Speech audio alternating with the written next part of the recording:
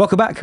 It's Kovacs Report, and we've got more news coming out of NYCC. This time, it's the X-Men. It is a big panel because it's announcing Shadows of Tomorrow, which will be the post-Age of Revelation event era, let's call it. And it all sounds quite exciting. Well, some of it sounds exciting. We're going to look into it right now. So before we get into it, they're going to be spoilers. So please be aware. Like the video if you can and hit subscribe. So what's it all about? Well, we see the whole, the whole crew of X-Men at the back there, all assembling with Emma Frost at the lead. And that's very interesting that they've put her first. Maybe she plays some central role to what's going on in the Shadows of Tomorrow. So let's see what it says.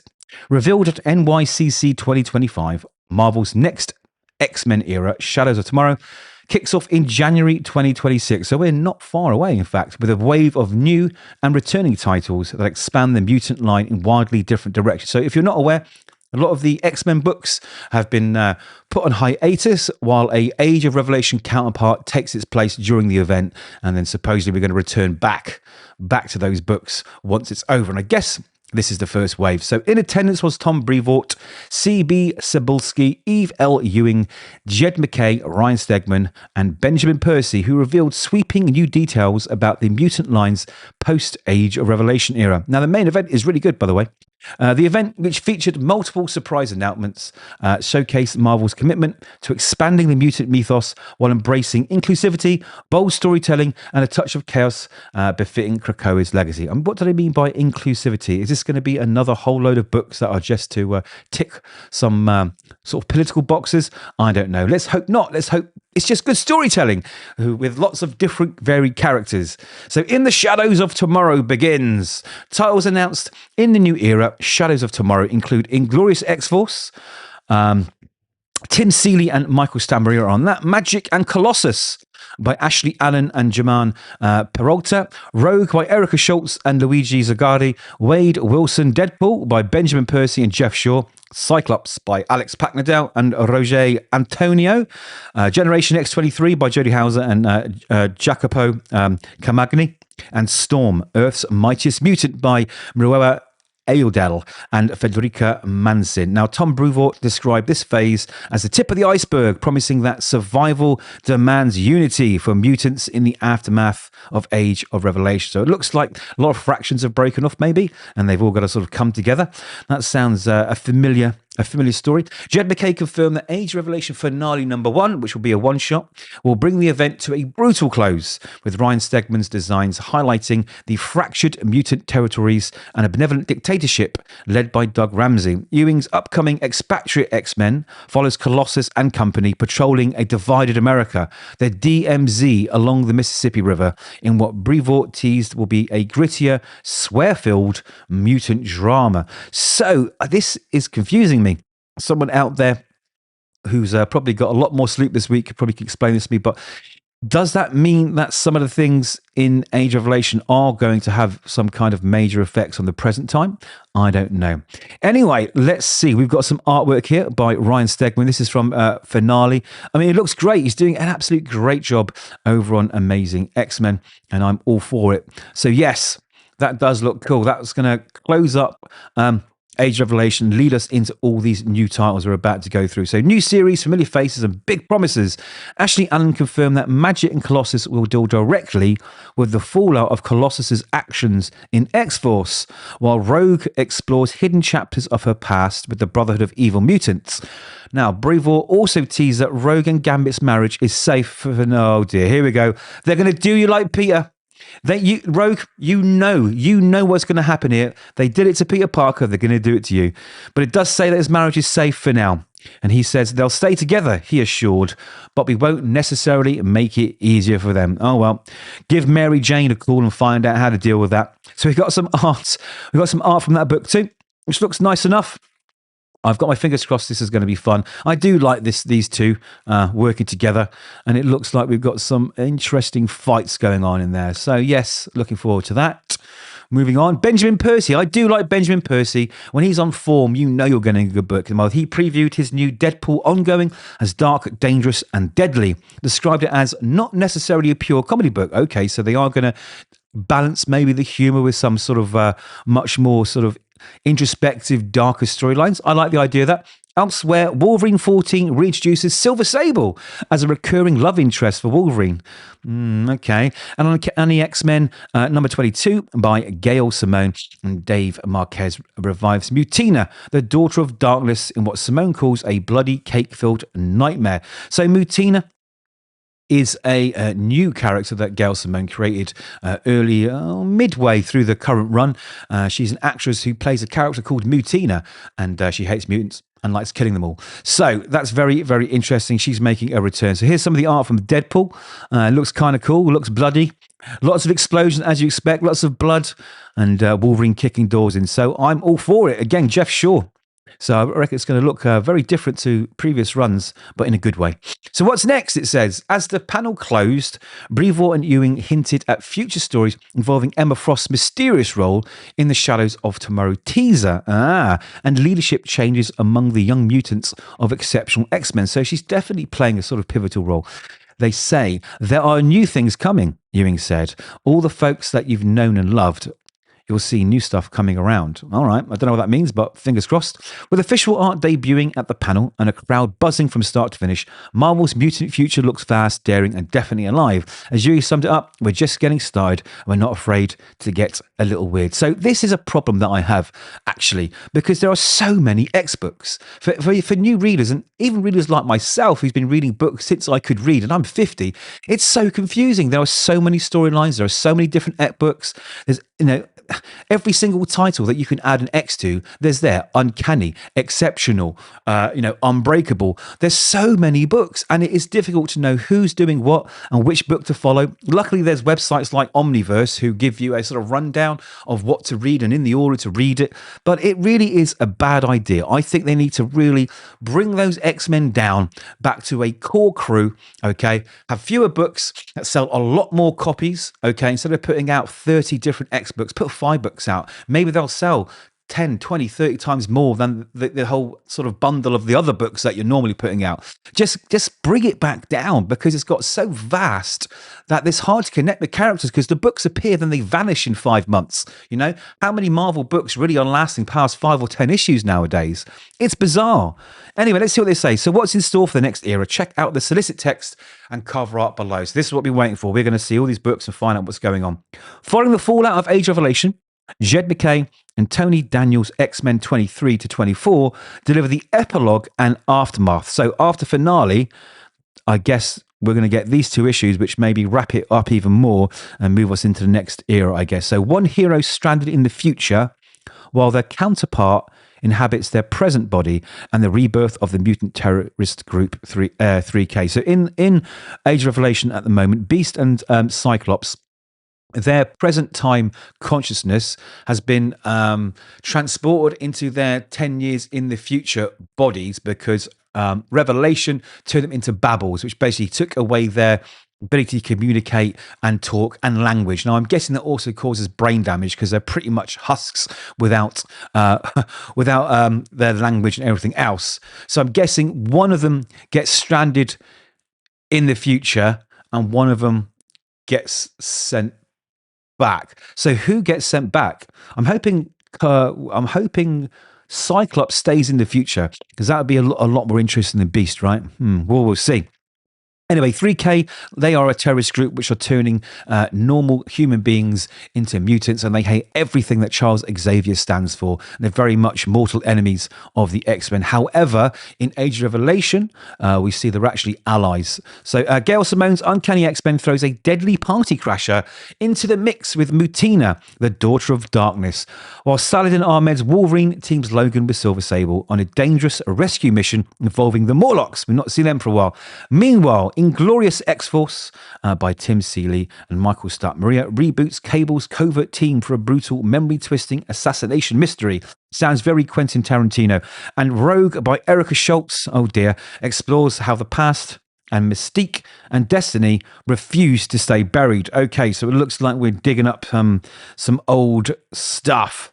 The line continues into February with new blood and bold reinventions. Now, I love their narrative here. It's always like bold new reinvention, and you get it, and it's more of the same. I want this to be different. I want Age of Revelation to give these creative teams if they're not going to reshuffle them, which I think they need to do, the chance that we'll have a cleaner slate to tell sort of more succinct, better stories. So Magic and Colossus re-examines the fraught bond between siblings forged in limbo. Now that sounds very interesting. Wade Wilson, Deadpool, finds the Merc with a mouth haunted by an unforgivable sin, and Generation X23, the one I'm looking forward to probably the most, launches Jody Houser's next-gen assassin saga. Okay, I'm all on board. Cyclops by Alex Paknadel puts the team's field leader in the spotlight. So is that in the future, or is he returned to the present? Why Murewa Ayodele and Federica Mancin storm Earth's mightiest mutant, sends Aurora Monroe into a world-spanning odyssey that moves from quiet introspection to cosmic war. So maybe that ties in with Imperial, who knows? And a funeral that may change her forever. Okay, so who's died, I wonder? Together, these series set the tone for Marvel's post-Revelation X-Men universe, darker, stranger, and more interconnected than ever before. And I hope they are interconnected. Like I said earlier, you want these books to be able to you want to be able to jump between book to book and know what's going on, right? You don't want to have 500 characters every month that you've got to try and track down who's doing what in which book. So here are the first looks. I guess it's just the covers probably. Shadows of Tomorrow, X-Men. So this is Jed MacKay's book. Now, I will be honest, I've not really enjoyed the mainline X-Men book. And it is written by the same person doing Age of Revelation, because Age of Revelation, well, his main book is really, really good. But this run, for me, has been very middle of the road. I've not really enjoyed it, and I couldn't get into it. So I'm hoping after Age of Revelation, it shakes things up a bit. So that's art by Tony Daniel. So what does the synopsis say? Let's see if it finds, or rather gives us anything more than we've already read. One X-Man of the present has been stranded in the Age of Revelation, fighting against impossible odds in the world of tomorrow. But while they've been there, what has their future counterpart been doing in their body in the present? All right, okay. There's the other cover. Is that Cassandra Nova in the front? I'm not sure. It looks like a very motley crew assembled there. So, moving on. This says, X-Men 24, bring on the bad guys. In the wake of the Age of Revelation, the Gene Terrorist Group 3K has been revitalized. But will their internal schemes undo them? So in the wake of Revelation, so does something, again, in the future sort of come back into the past? This is interesting. Is it interesting? Because as far as I'm concerned, a lot of this was just going to be, here's an event in the future, and then it's forgotten because the X-Men have averted it. So maybe they're not doing that this time. Maybe they are pulling things back that affect the present day. And that would be interesting. Uncanny X-Men by Gail Simone and Dave Marquez. Now, I do love Gail Simone. I don't like saying anything bad about her because she is wonderful. However, the last few arcs for me really haven't floated my boat, I think, or maybe the current arc. Now, the first 2 or 3 arcs I really, really enjoyed. I mean, that first issue, wow, I couldn't praise it enough. And I'm hoping this sort of gets back closer to the kind of stories we're getting in the first 2 or 3 arcs. Yeah, but again, I love Gail Simone, and if you're watching, I'm not being horrible, I'm just letting you know. Okay, so a festive event is interrupted by the Daughter of Darkness herself, Mutina, and she has an unimaginable favour to ask the Uncanny X-Men, and woe betide them all if they refuse. Okay, so she's an enemy, and she's going to ask a favour. That's a spanner in the works. That sounds interesting. It's murderous mutants and cake and blades, and you will look very differently at one of the core X-Men after this bloody issue. Okay, so it's going to get heavy. When you say blades, I wonder who you mean. I wonder. I see 3 little blades there. Wolverine, maybe. Speaking of Wolverine, here we go. Oh, wow, we've got a Dan Panosian cover there. So that is the first and probably the only positive thing I'm going to say about this book. I'm sorry, buckle in. Saladin Ahmed just cannot write Wolverine. I mean, well, he cannot write Daredevil either. Those 2 books, and again, Honest Opinion channel, remember? That's what I'm proud of myself on. They've been terrible. Absolutely terrible. In fact, I'd say they're pretty much some of the worst runs ever on those titles. I just don't get it. He has a sort of germ of an interesting idea or concept, and then it just gets thrown out, and we get this middle of the road full of tropes, sort of builds up to nothing and goes nowhere, and then resets and we get to the next thing. I don't understand why Saladin Ahmed is writing Wolverine or Daredevil, because it's just not fun. This book should be tearing itself out of the page. You've got one of the most messed up, most brutal characters in the Marvel universe. Why aren't you doing something with it? I just don't get it. Now we've got a love story, I guess, which is again going to end tragically because Wolverine forever sings single. He's never going to have a nice relationship with someone. But again, we're going over old storylines in a different wrapper. And that's why I just can't put I just can't do another arc, but I'm going to have to because I've got a review channel, right? So I've got to review Wolverine.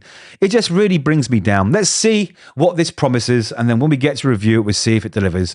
The flagship series returns as Wolverine crosses paths with Silver Sable in a mission to save a cadre of Morlocks.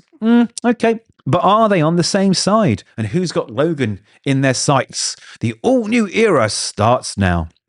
Okay, Inglorious X-Force.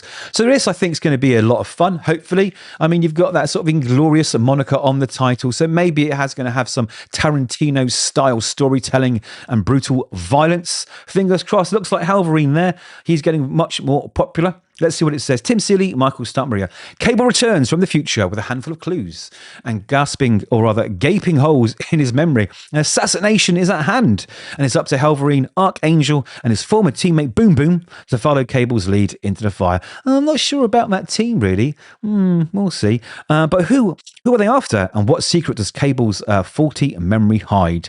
Be here for the ground floor of the mystery and strap in for the most extreme thrill ride in Xdom. Wow, as an all-new X-Force blazes into battle. Cancelled in 10 issues, I guarantee it. Rogue. So this is another one that's disappointing for me, because Erica Schultz is writing it. And again, on this review channel, her complete destruction of Laura Kinney, Wolverine, has really set a nail in the coffin for Erica Schultz's books for me. But again, I'm going to have to review it because I'm a review channel. What she's done over there just really shows she doesn't understand the character. And the stories, they're not even really stories. I think they're just things that she wants to talk about that, affects her in real life. I really don't get it. So here we are. She's been given Rogue. Why? Well, I'm sure there's lots of boxes to tick and check, and you can make your own mind up. But again, I think this is going to be a huge disappointment and cancelled in 10 issues, much like her Laura Kinney Wolverine book. And people will say, yes, but they cancelled that because, she switched over to this book. Not true at all. Well, they cancelled it because of Age Revelation, and Erica Schultz is writing Laura Kinney's Sabretooth in Age of Revelation. No, the book wasn't very good. Nobody liked it. Let's be honest, it was terrible. But let's see what she could do with Rogue. Maybe Rogue is where her voice really comes through and we get a good story. But I am not hopeful. Let's see what it says. Art by Luigi Zagaria.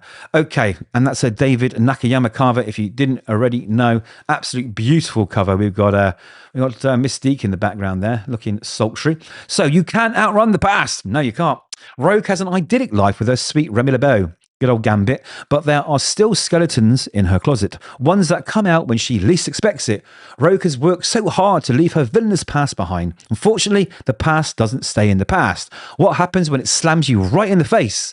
What past sin could make Rogue leave Haven House, which is where they're all living, and they've got the outlier mutant kids there too? Do Mystique and Destiny hold the answer? Well, we're going to find out. Now, moving on to Magic and Colossus. And I do like a little bit of Magic and Colossus, so I'm looking forward to that. It's another David Nakayama cover there. You can always tell his signature style looks lovely, glistening. There is no little solicit here. I think we sort of learned up the top what that was about. So Deadpool. Benjamin Percy gives me great faith that this book is going to be fun. Lots of fun because the current run, is it Cody Ziegler? Again, he falls into that Saladin Ahmed, Erica Schultz bucket, let's just say. So Wade Wilson, Deadpool returns. That was a very cool cover. I'm up for that. Geoff Shaw and art, dangerous, unhinged, deadly. Now, I'm going to sort of predict something here, right? Because a lot of this is happening in Marvel where male characters are replaced by female characters, and that's absolutely fine if you tell good stories. However, they introduced Ellie, which is Deadpool's daughter. And she's basically a mini Deadpool and has kind of been the focus of the Deadpool book for quite some time.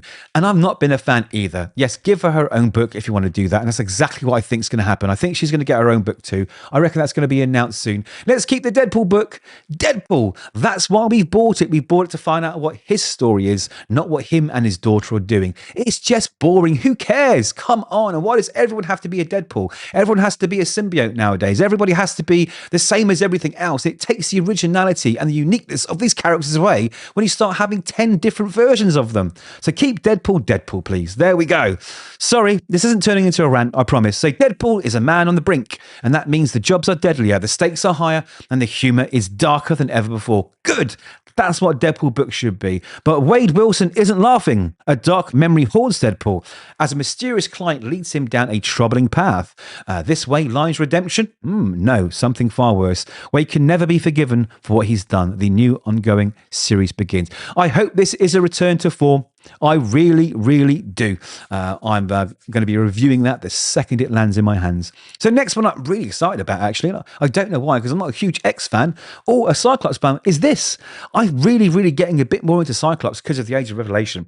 He looks really cool. This cover looks fantastic. I'm praying that he's the one that's stuck in the Age of Revelation, and we're getting that story of him stranded trying to get home, kind of reminiscent of what, you know, with Phoenix. So they're sort of like away from each other in different times and zones in it. I think it adds to sort of the intensity of the story. So fingers crossed, Alex Paknadel and Rogê Antônio do a good job. Generation X23, this is the one I'm most excited about. As I said earlier on, when I was talking about Erica Schultz on Laura Kinney, she is back with her sister Gabby in Generation X23. What a cool name for a book, and I'm most excited by this one. So Jody Houser, Jacopo Camagni are doing the work there. Now, I don't know this creative team off the top of my head. Maybe I've read stuff from them before and didn't remember the name, so I'm going to look them up and see if I'm in for a good time with these guys. So her name is Wolverine, but the legend of X23 grows. Laura Kinney was brainwashed and trained from birth to be the ultimate assassin as X23. She's long put that life behind her, but it seems she hasn't quite outrun it yet. While Laura and Gabby encounter someone who seems to be their long-lost friend. Is that another one of the kids that was experimented on in the X program? Who knows? The harrowing plot they uncover will turn their worlds upside down. The next generation of X subjects is here, and they follow in the deadly footsteps of X23, featuring a host of new heroes and villains. Okay. Generation X23 have a surprise in store for the Wolverine. Yes, I'm very excited by this. Please bring this book back to being good. Okay. Because she deserves it. It's such a cool, unique character. Now, I did mention before when there's 12 Deadpools and 13 Spider-Mans, you know, it gets a bit hazy. But this right here, this is how you do it right. It isn't replacing Logan, right? It is adding to his mythos in a good way. I really like this. Now, I might sound a little hypocritical, but I tell you what, read the books yourself, make your own mind. But I am super pumped for this, more pumped than any of these books. So Storm, Earth's Mightiest Mutant. Now, she has her own Age of Revelation book called Rogue Storm at the moment, and that storyline sounds incredible, and the art is just as cool. I've got a video that I put out, I think, yesterday. Go check that out. That's coming out this Wednesday, I think. So I'm interested to see what happens in Age of Revelation and how that brings us into this storyline. And it's all down to whether or not that series is going to be good. So it's Murewa Ayodele. I get the name right or wrong half the time. Federica Mancin, with cover by R.B. Silva. So the war above all, the most dangerous war in existence, thunders louder and closer as the cosmos braces for annihilation. Storm, unaware of the coming threat, turns her gaze inward to her home, to Earth. Earth's mightiest mutant becomes Earth protector once more in a daring new chapter of her life. Wow. In this new beginning, Storm shares a Japanese tea ceremony with an enemy, okay, and visits France for a masquerade with monsters. Okay, he's not selling it to me, but it's still probably hopefully be good. However, it all ends in a gut-wrenching funeral for in this new era of Aurora Monroe, brought to you by Murewa Ayodele. I am Iron Man, Storm, Rogue Storm, and Federica Mancin, Exceptional X-Men, Miles Morales, Spider-Man. Mistress Death is never far behind. Okay, who is this mysterious Mistress Death? With Death stalking the shadows, expect bloodshed, brutality, on barbarism and bold emotions in the brand new Storm, Earth's Mightiest Mutant. Okay, I think that's it. Well, I tell you what, it's a little bit of a mixed bag, but there's more good in there than bad at first look. And I'm genuinely excited. I really am. First time in a long time. So, I mean, probably since Krakoa. So Storm sounds cool. This is my sort of one I'm really looking forward to, and that's just personal because I love the character so much. This sounds super intriguing. So does this. I mean, Deadpool being even darker and a bit more grittier. That's a godsend, really. This does sound really interesting because those characters, I really do like those characters. Magic's just a bit of a favourite for me. This, well, it is what it is. This could be the wild card. I think that might just come out of nowhere and be really good. It's kind of got that feel of Ecstatics to me when Peter Milligan's run on Ecstatics and X-Force. That was so cool. If it's got that kind of sort of departure from the norm, I think it might be good. Fingers crossed. Wolverine, well, we've discussed that. Uncanny X-Men, we're going to look forward to that, actually. Give it another go. And we've got X-Men, and that's it. That is it. So, Shadows of Tomorrow. What do you think? Do you think this is going to be a sort of new dawn for the X-Men? Are we going to get them back to being really fun and interesting without their books being cancelled every 5 issues? Who knows? In the Shadows of Tomorrow, the dream lives on. Hopefully it will. So, those are my thoughts. As usual, do let me know yours. Which books are you looking forward to? What are your thoughts on what I've said about some of these creators? Prove me wrong. Yes, we'll leave it there. Like the video if you can. Hit subscribe too. That would be very, very appreciated. And until next time, read more comics. And I'll see you guys soon.